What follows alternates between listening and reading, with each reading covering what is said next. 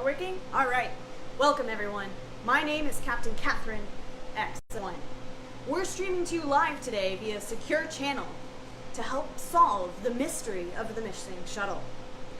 I hear that you have some experience in forensics. Normally on the lunar colony, I'm a scientist who drives the lunar rovers to the dark side of the moon and discovers craters where I take core samples and bring the samples back to my lab where they undergo surface analysis. But today we're going to use my lab and equipment to examine some of the trace evidence found at the scene of the crime. So what is trace evidence? Let's discuss. And helping me today, I have an assistant, Valkyrie. Come here, Valkyrie, say hi. Good girl. Good girl. She goes with me on those expeditions to the dark side of the moon, and we're going to talk a little bit about what trace evidence is today. Trace evidence is any small or microscopic material found at the scene of the crime that's often left behind. This can include things like hair, or fibers, dirt, seeds, or that might be left behind. Usually it sticks to people and then rubs off on contact. For example, today, some little seed pods got stuck to my shoes. I don't know if you can see that. And under the microscope here, you can see why sometimes things that look small and innocuous actually attach themselves to us. This is one of the seed pods here, and you can see those hooks and barbs that attach to your clothing. That a criminal or just that they have on their person and then leave at the scene of the crime. Why is trace evidence so important? Well, for one thing, it doesn't just tell us who was at the crime, but it paints a picture for us of exactly what happened. It's hard to hide trace evidence, especially when it's very, very small. Even someone trying to cover their tracks and avoid leaving fingerprints might leave some other evidence behind. One of those pieces of trace evidence that we're going to look at today is fibers. Now there's many different types of fibers. We could have natural fibers from animals, things like fur or hair or wool or silk.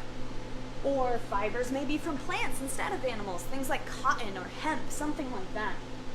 There's also synthetic fibers, man-made, that are often made from chemicals. These include nylon, polyester, etc. And we even have some manufactured fibers that are some combination of natural and synthetic. Let's look at a few of these in a second. And the first thing we're going to analyze about them is their physical characteristics. What do they look like? What size are they? The shape, the texture, the color. And I have a few that I've set up on our microscopes here.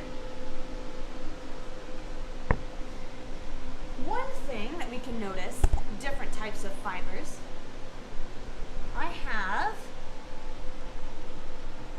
some feathers here that maybe you can see. I think we're in front of the projector just a little bit there. Yeah. Okay, so as we focus in, you can see what a feather looks like.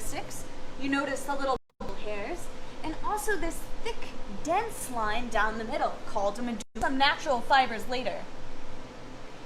This is a plant fiber. This is made from cotton. You can see here the strand has a lot of individual parts coming off. It's a little bit rough. And then I have a synthetic fiber down right here. Very little is coming off. Instead of strands flying off the end, we have a couple little neat bulbs here, and it's all very tight and compact together. All right. So you kind of have an idea of what we can look at with different fibers. Let me show you the trace evidence. And by the way, explorers, if you have any questions as we go along, feel free to ask them in the comments. We want to share as much of this information with you as we can to solve the crime. Okay. Getting closer. All right. Now what you can see on the screen here is a human hair. So So you'll notice that it's very smooth and almost translucent. As I move it, you can see the underside of the slide through it. It's almost transparent. Now let's move to a non-human hair. Okay, bring that into focus a bit for you. And pay particular attention to this one right here. What you'll notice is we cannot see through the non-human hair. This must come from some type of animal, because the center has this dark striation called a medulla. So it has a darker core that's not present in human hair. Sort of explanation of trace evidence is we will upload some of the evidence found at the scene of the crime, and we want you to determine whether the culprit was perhaps human or non-human. Now, in addition to a physical analysis of our fibers, we can also do what's called a chemical analysis, because different fibers don't only look different, they're made of different things and react differently. Now, one of the common ways that we can analyze the chemical composition of a substance is something called a burn test. Now, if you've ever smelt burnt hair, I think you can imagine that smell, how it's different it smells different than if you burn something like a piece of wood or a leaf, something that's going to smell a little more woody. So not only can we tell by the different sense of smell, but also whether it keeps burning after I remove it from the flame. Does it melt? Does it stop burning when we remove it from the flame? What does it smell like, and what residue does it leave? So I have a few samples here to show you how that works. Some hair. Okay. So we'll take one of these, using the pliers for safety. It's very fine. And then I have a flame here. Can you see that okay on the camera? All right, as I do this, you'll notice that it kind of shrinks away from the flame. It doesn't like to get close. And it has this terrible smell. It burns as soon as I remove it from the flame. Now, instead of a hair, I have a strand of cotton fiber. Now this cotton fiber, as I burn it, is going to react a little differently. You'll notice when I pulled it away from the flame, it continued to burn all the way down to the tongs, and that's why I use them instead of my fingers. And the smell that it's releasing is much more pleasant than the hair, I can assure you. Okay. And the residue it leaves on my hands is a little difficult to see, but it's something of a charcoaly substance. It's dark, instead of the gray ash that you might get with a different substance. And I have one more burn test for you guys. This is an artificial synthetic fiber. You'll notice it's much straighter, and as I burn it, catching on fire, it melts, and it releases quite a bit of smoke. It shrinks away from the flame, and it doesn't go all the way back to my tongs there. And the residue that it leaves is not dark in any way. It's kind of this waxy, plasticky substance. So when we examine trace evidence at the scene of the crime, we can kind of determine what was left. We might not be able to find an exact match, but wearing a fabric of this material, or they had this color hair, something like that. Evidence we found today at the scene of the crime, and we'll upload this for you, is we did find a human hair. We found some sort of non-human hair. You can tell by that middle core there.